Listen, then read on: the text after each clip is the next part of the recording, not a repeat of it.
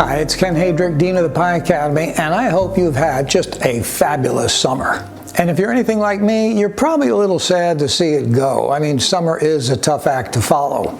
So maybe a little sad, but I'm also happy because we're heading into what many of us consider to be high season for baking, when we get to revisit favorite old recipes and ingredients that we haven't seen much of in quite a while now. And that is where our new September classes come in. Let me tell you all about them. First up, on September 8th, we're going to bake one of my favorite apple pies that's not quite an apple pie.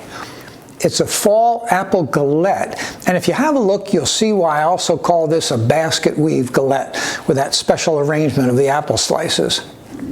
Now, this one has a smear of apple butter under the apples, and it's got some dabs of apricot jam on top.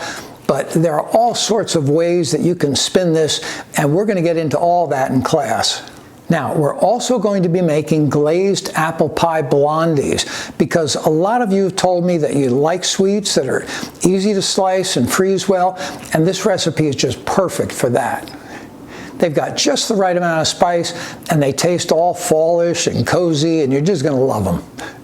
Now, later in the month, on September 22nd, we're going to make the pumpkin pie that I've had more kudos about, more comments about over the years than any other, my triple layer pumpkin pie. So we've got all these wonderful layers. We've got a creamy pumpkin pie, we've got another of chocolatey pumpkin pie, and then we have a sweetened sour cream layer on top, like you've probably had on cheesecakes. Not only does it taste fabulous, it's downright good looking, and even if it looks complicated, it's really easy to make. And I've got one more pumpkin dessert for you too. Not a pie, but a rich pumpkin spice bread pudding. Now, maybe because I'm old school, I love old-fashioned comfort desserts like this. I mean, I think everybody does, even if they don't make them very much. So do your family and friends a favor this fall and serve this for a special breakfast or brunch or dessert. So there you have it, our first fall classes of 2024, and a couple of real winners if you ask me.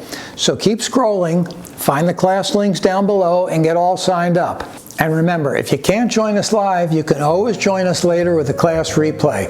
Lots of people do it that way. So thanks for watching today, and we'll see you in class.